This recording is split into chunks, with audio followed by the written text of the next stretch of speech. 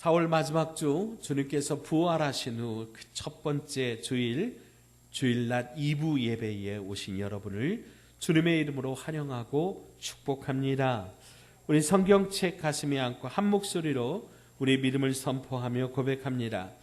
나는 예수님을 구주로 믿습니다. 나는 구원받았습니다. 나는 이 말씀을 믿습니다. 나는 행복합니다. 아멘. 아멘. 부활하신 예수님께서 여러분의 가정과 삶과 일터위에 치유와 회복과 소망을 주시기를 간절히 축원합니다. 축원합니다. 오늘 우리가 함께 읽은 요한복음 21장에는 부활하신 예수님께서 제자들을 세 번째 찾아오신 내용을 기록하고 있습니다. 그 장소를 특별히 요한복음 21장에는 디베랴라 그렇게 기록하고 있는데요.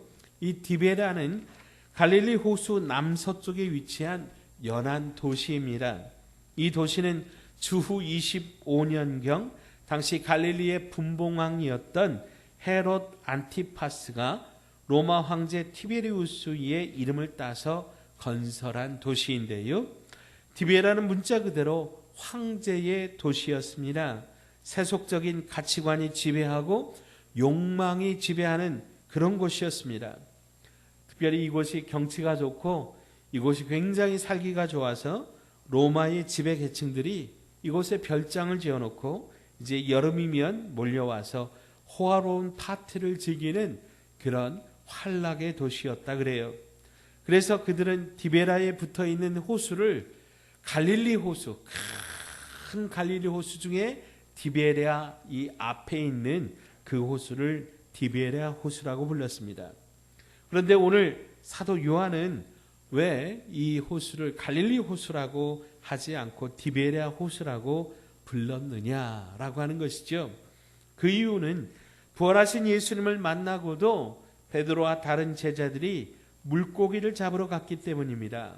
즉 같은 갈릴리 호수지만은 세속적 출세와 욕망과 또 먹고 사는 그 문제에 그렇게 매달려 살던 그렇게 달려간 예수님의 제자들이 예수님을 만나기 이전의 생활로 다시 되돌아갔음을 강조하기 위해서 디베랴 호수라고 하는 이 명칭을 오늘 사도 요한이 사용하고 있다고 하는 거죠. 그래서 오늘은 그 디베랴 호수에 물고기 잡으러 갔던 제자들과 그 제자들을 찾아오신 예수님 이야기를 나누고자 합니다. 예수님의 제자들은 마가복음 16장 7절에 천사들이 여인을 통해 전해준 여인들에게 약속해준 그 말씀을 이제 듣고 갈릴리로 갑니다. 가서 그의 제자들과 베드로에게 이르기를 예수께서 너희보다 먼저 갈릴리로 가시나니 전에 너희에게 말씀하신 대로 너희가 거기서 배우리라 하라. 이것이 이제 천사가 막달라 마리아를 통해서 여인들을 통해서 예수님의 제자 공동체에 전해준 그런 말이었습니다. 그리고 그곳에서 그들은 자기들을 찾아오신 예수님을 만나게 되는데요. 그 첫 번째 만남이 요한복음 20장 19절로 21절에 기록되어 있습니다. 이날 곧 안식 후 첫날 저녁 때에 제자들이 유대인들을 두려워하여 모인 곳에 문들을 닫았더니 예수께서 오사 가운데 서서 이르시되 너희에게 평강이 있을지어다. 이 말씀을 하시고 손과 옆구리를 보이시니 제자들이 주를 보고 기뻐하더라. 예수께서 또 이르시되 너희에게 평강이 있을지어다. 아버지께서 나를 보내신 것 같이 나도 너희를 보내노라. 아멘. 예수님의 제자들은 예수님을 십자가에 못 박은 사람들, 그 사람들이 두려워서 혹시라도 자기들도 걸리면 예수님과 똑같이 죽을까 봐 이제 문을 꽁꽁 걸어 잠그고 숨어 있었다고 하는 것이죠. 그런데 부활하신 예수님께서 이렇게 문을 꼭꼭 걸어 잠그고 숨어 있던 제자들을 찾아오십니다. 아무리 굳게 잠긴 문이라고 할지라도 부활하신 예수님 앞에서는 아무런 소용이 없었다고 하는 거죠.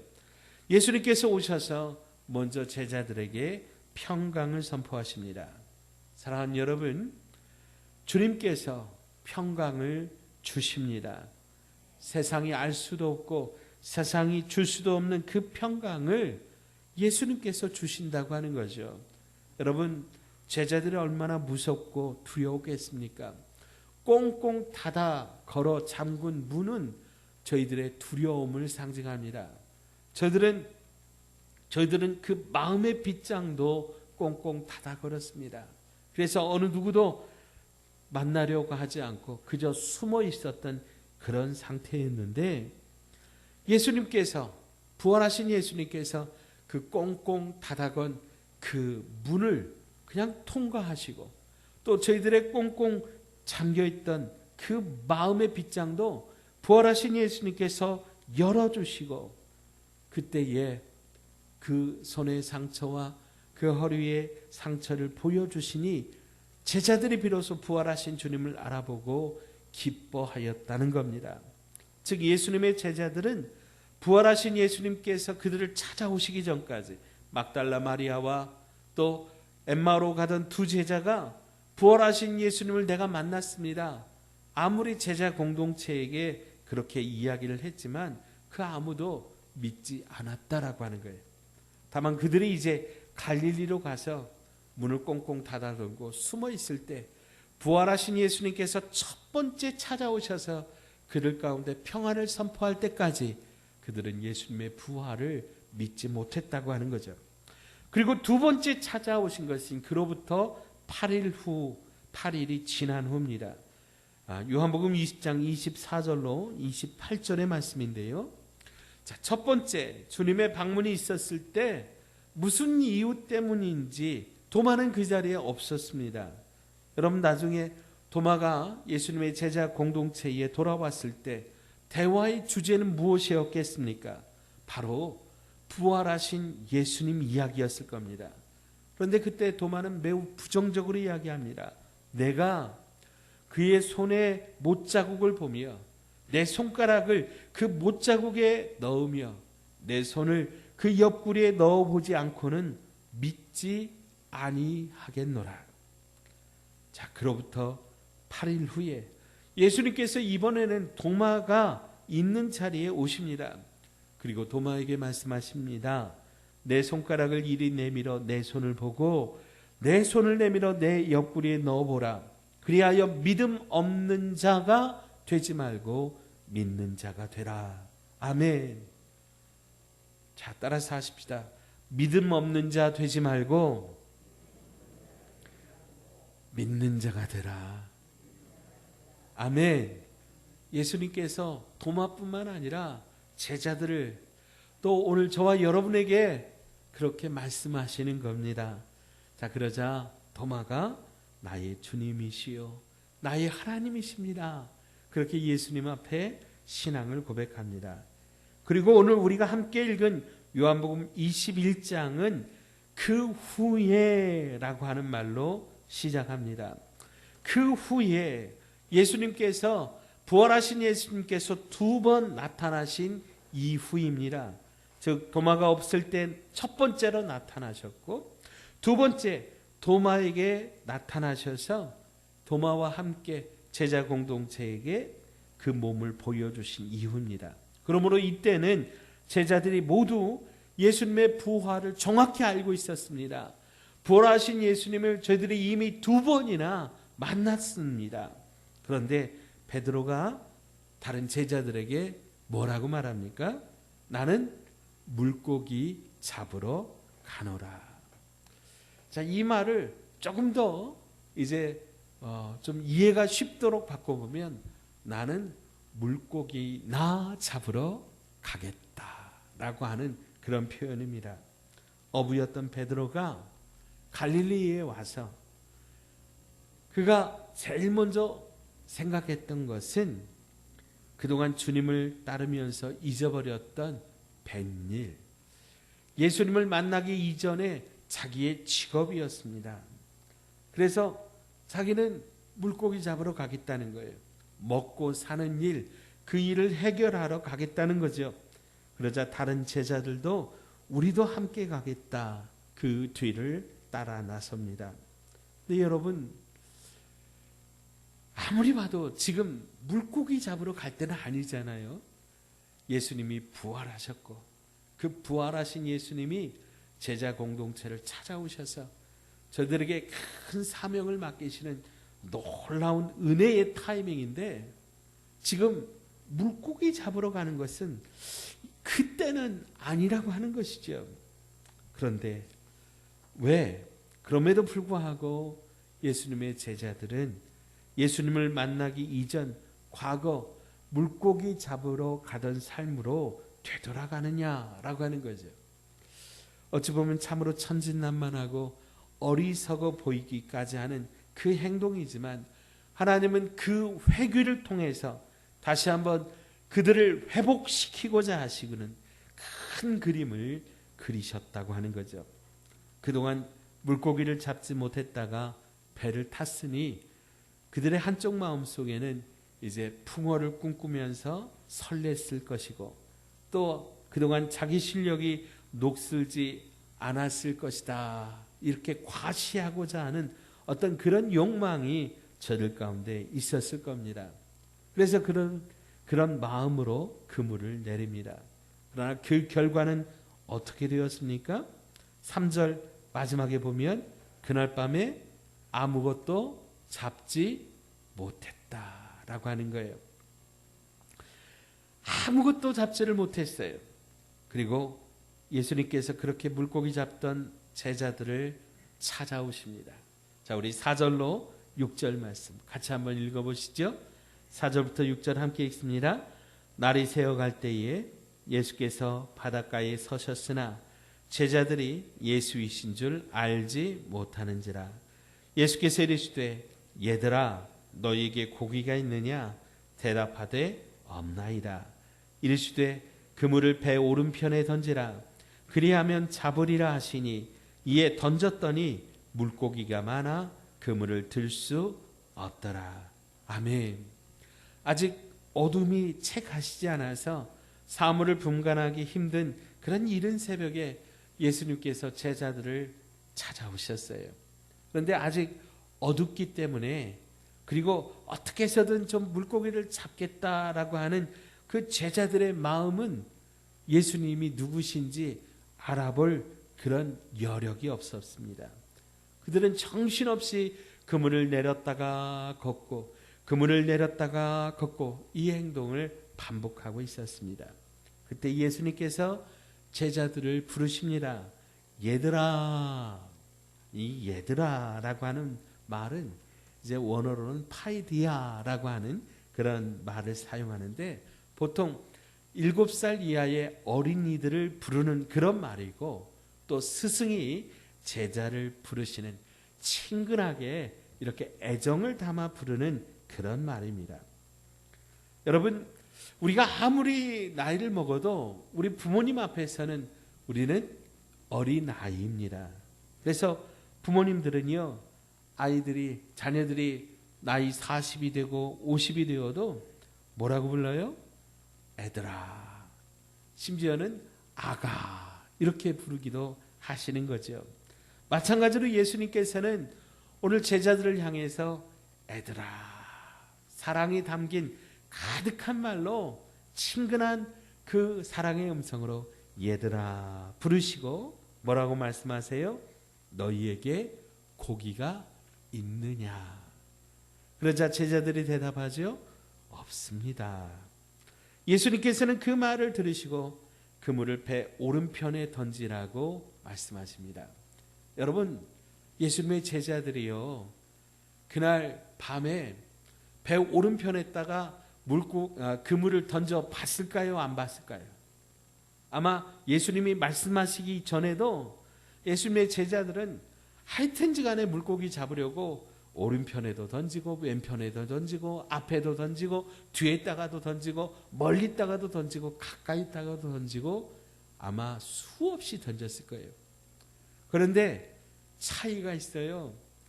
그 앞에는 그들이 예수님의 말씀이 없이 던졌지만은 오늘 예수님의 말씀하신 이후에 그들이 던졌을 때는 그 앞전에는 아무리 던졌어도 빈 그물이었는데 오늘 예수님의 말씀에 순종해서 배 오른편에 던졌더니 묵직한 거예요. 그물이 가득한 거예요. 여러분, 이 사건은 베드로와 야고보와 요한이 예수님을 처음 만났던 그 첫 만남을 떠올리게 합니다. 누가복음 5장에 보면은요, 예수님을 처음 만난 그날도 그들은 밤이 새도록 그물을 내렸습니다. 근데 밤새도록 그물질을 했는데 한 마리도 못 잡았다라고 하는 거예요.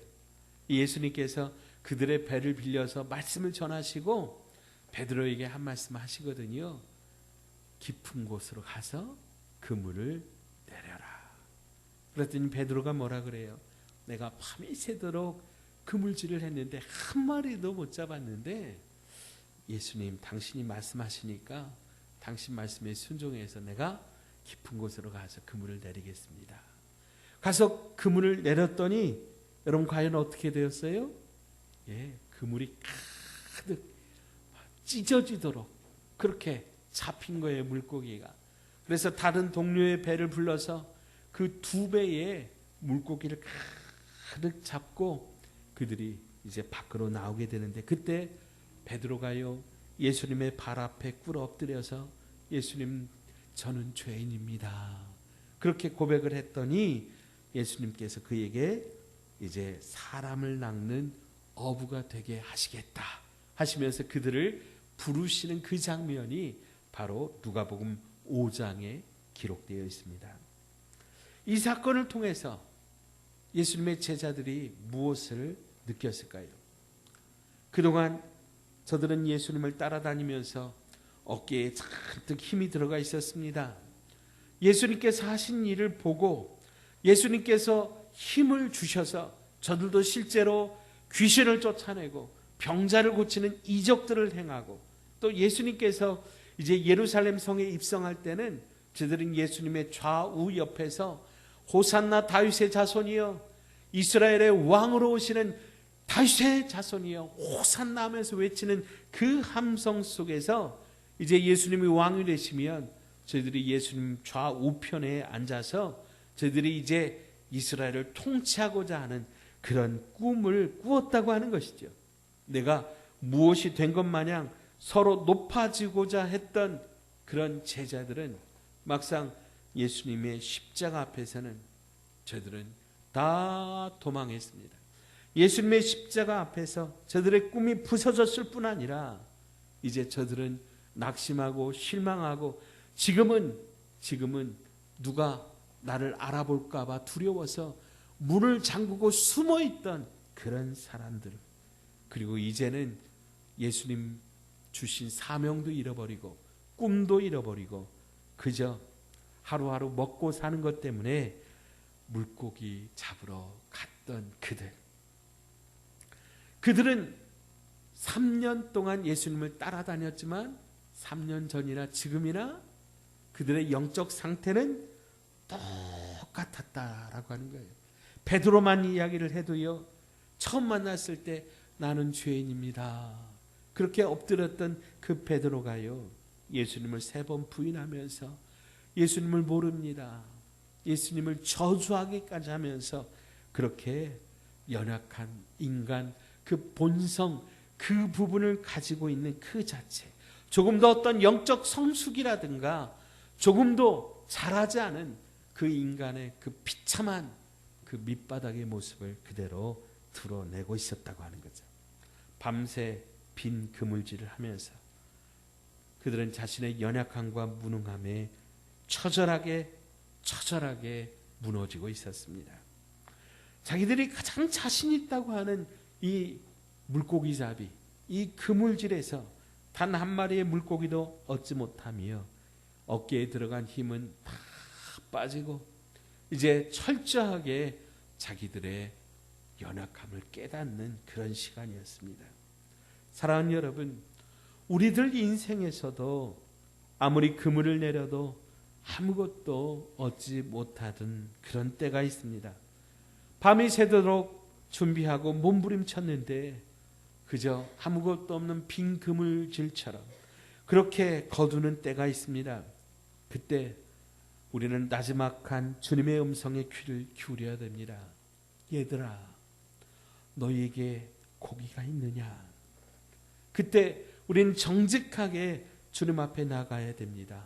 없습니다. 주님 없습니다. 바로 그때 주님으로부터 소망의 말씀이 들리는 거지요. 배 오른편에 그물을 던지라. 이전과 차이가 있다면 주님의 말씀입니다. 여러분, 온 천지 만물을 창조하신 하나님이신 예수 그리스도, 그분의 말씀에 순종하여 오른편에 그물을 던졌더니 이렇게 많은 물고기를 잡게 되었다라고 하는 것은 오늘 우리들의 인생에 있어서도 우리가 빈 그물질만 하지만 그러나 주님이 말씀하시는 대로 우리가 그물을 내릴 때 우리의 그물에도 주님의 놀라운 은혜가 임한다라고 하는 것 여러분 믿으시기 바랍니다. 자, 주님의 말씀을 듣고 물고기를 넘치도록 잡게 된 제자들이 그 예수님과의 첫 만남을 언뜻 떠올리면서 바닷가에 이 호숫가에 서신 예수님을 알아보게 된 거예요. 자, 7절로 8절 말씀 보시면은요, 예수께서 사랑하시는 그 제자가 베드로에게 이르되 주님이시라 하니 시몬 베드로가 벗고 있다가 주님이라 하는 말을 듣고 겉옷을 두른 후에 바다로 뛰어내리더라.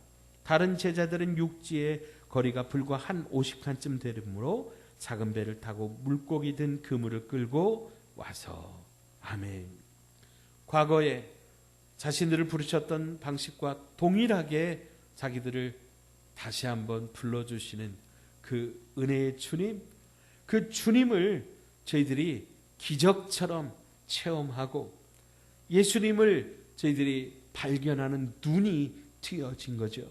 그래서 요한이 주님이시라 예수님이라 외치니까요, 베드로가 물고기 잡기 위해서 벗어두었던 겉옷을 다시 입고 바다로 뛰어내려서 예수님을 향하여 헤엄쳐가고 나머지 제자들은 이제 그 물고기를 수습해서 나오게 됩니다. 베드로는 여전히 마음이 급합니다. 예수님이신 것을 안 이상 물고기를 수습하는 것은 뒷일이 되었습니다.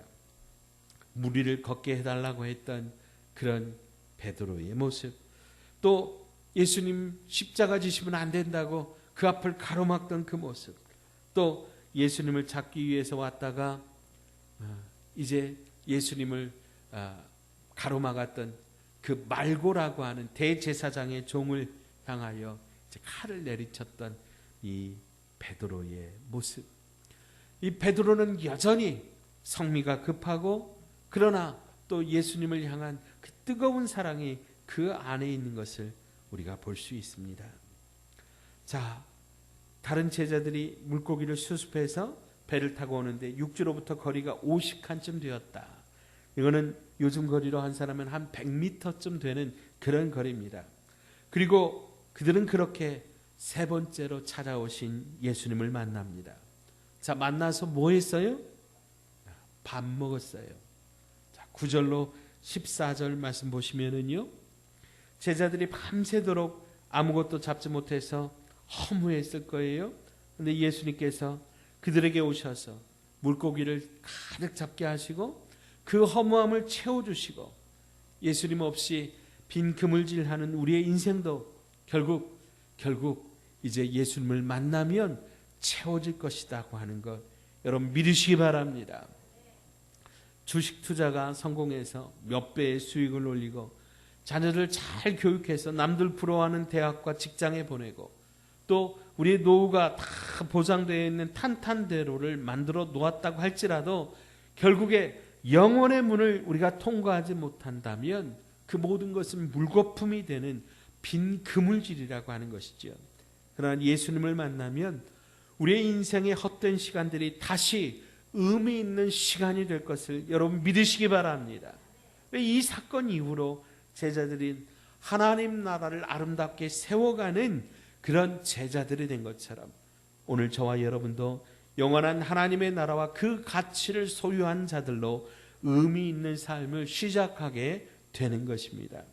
밤새 인생의 그물질을 하였지만 허무함에 시달리는 분들이 계시다면 오늘 제자들을 찾아오신 예수님을 여러분 마음에 모셔드리고 여러분도 만나시고 그 허무한 인생에 예수님을 주인으로 모셔드리시기를 주의 이름으로 축원드립니다. 자, 제자들은 이렇게 예수님을 만나기 전에 참 그 마음이 죄책감과 또 허무함에 시달렸고 그 육체는 이제 빈 그물질에 허기졌습니다. 밤새도록 그물을 내리느라고 정말 에너지는 다 소모하고 배가 고팠다고 하는 거죠. 그때 예수님께서 육지로 올라온 제자들을 위해 준비해 놓은 것이 숯불에 구운 생선과 떡이었습니다. 허기진 그들에게 무엇과 비교할 수 없는 최고의 식탁이었습니다. 당시 분위기를 떠올려 보십시다. 이른 새벽에 아직 조금 어두컴컴한 호숫가에 숯불에 구운 물고기와 떡이 놓여 있습니다. 베드로는 이제 웃옷을 챙겨 입고 물속에 들어가서 헤엄을 쳐서 예수님 앞에 나갔기 때문에 아마 몸에서 물이 뚝뚝뚝뚝 떨어지면서 예수님 앞에 반가운 마음으로 달려왔지만 사실 뻘쭘해서 한 발자국 떨어져 있었습니다. 겸연쩍었습니다. 예수님이 아무 말씀하지 않아도 그 마음 가운데 예수님을 부인한 죄책감 때문에 차마 예수님의 얼굴을 똑바로 쳐다볼 수 없었습니다. 예수님의 제자들도 마찬가지였을 겁니다. 예수님이 십자가에 달려 죽으실 때 그들은 모두 다 도망했습니다. 때문에 그들은 부활하신 예수님께서 저들을 찾아오셔서 이렇게 맛있는 음식을 차려 두었지만은 어느 누구도 그 예수님 앞에 나아가 선뜻 그 자리에 함께하지 못하고 겸연쩍은 모습으로 그저 옆에 쭈뼛쭈뼛 염치 없이 서 있었다고 하는 거죠. 예수님께서 그런 그들에게 와서 조반을 먹으라 초대하십니다. 집 나간 아들이 3일 만에 거짓골을 하고 집에 돌아왔는데 어머니가 조용히 아들이 좋아하는 음식을 한 상 차려주시고 아들에게 말합니다. 와서 밥 먹어라. 잔뜩 혼날 줄 알았던 아들은 밥을 먹는데 밥을 먹는 게 아닙니다. 밥 한 그릇에 엄마의 사랑을 먹습니다. 국 한 그릇에 엄마의 용서를 마십니다. 반찬 하나하나 집어 먹으면서 엄마의 사랑, 엄마의 마음을 입으로, 목으로, 식도로, 배로 가득 채우는 것이죠.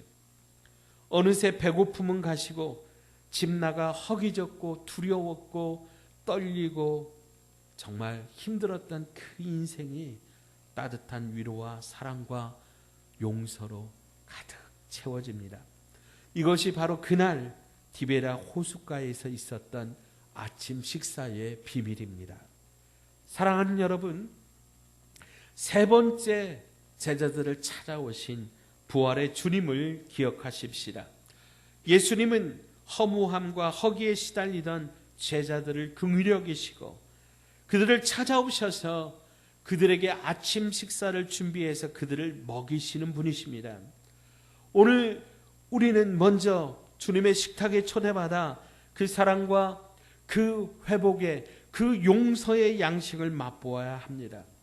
정말 염치 없고 부끄럽지만 그럼에도 불구하고 다시금 그 사랑의 식탁에 나아가 우리를 위하여 준비하신 그 생선과 떡을 먹으면서 주님의 사랑을 우리는 채워야 됩니다. 주님과의 관계를 회복해야 됩니다.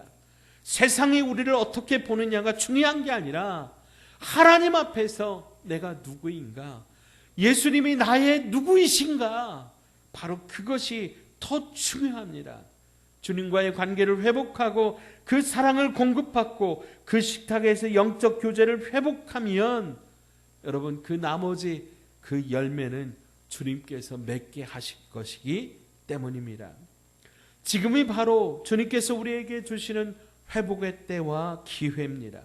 하나님 앞에 회개하기 늦은 때는 없습니다. 다만 주신 때와 기회를 놓치는 어리석음만 있을 뿐입니다. 오늘 우리 개인의 삶도 마찬가지입니다. 멀리 주님을 떠난 사람, 코로나 기간 동안 주님과의 관계가 멀어진 채 세상과의 그 세상의 성공만을 위해서 밤새 그렇게 빈 그물질을 하고 있었던 그런 우리들의 인생, 우리들을 모두를 위해서 주님은 오늘도 이렇게 식탁을 준비하셔서 우리에게 말씀하십니다. 와서 밥 먹어라. 와서 내 몸을, 내 피를 마셔라. 나의 사랑을 먹어라. 나의 용서를 먹어라. 오늘 주님이 우리에게 말씀하시는 겁니다. 오늘 그 귀한 초대에 마음을 열고 나와서 주님과의 관계를 회복하고 다시금 예수님을 내 인생의 수단이 아니라 우리의 목적으로 삼는, 그래서 이제는 나는 죽고 오직 예수로 살기로 다짐하는 저와 여러분 되시기를 주님의 이름으로 축원드립니다. 하나님 아버지, 부활하신 주님을 만났음에도 사명의 자리를 떠나 출세와 명예와 돈과 권력의 물고기를 잡느라 빈 그물질만 하다가 정작 가까이 오신 주님을 몰라보았던 제자들처럼 오늘 우리들도 탐욕의 노예가 되어서 부활하신 예수님을 잊어버렸음을 고백합니다. 그러나 그런 제자들도 외면하고 물리친 것이 아니라 다시 찾아오셔서 사랑의 앞침밥을 쥐어서 먹여주시고 품어주시는 주님, 그 사랑으로 다시 제자들이 일어났던 것처럼 우리들도 부활하신 예수님 만나 더 이상 빈 그물질 하는 것이 아니라 주님과 인격적인 만남을 통해 치유와 회복을 경험하고 부활하신 주님을 증거하는 사명자로 살게 하여 주시옵소서. 우리를 찾아오셔서 따뜻한 사랑으로 먹여주시는 부활하신 예수 그리스도의 이름으로 간절히 기도하옵나이다. 아멘.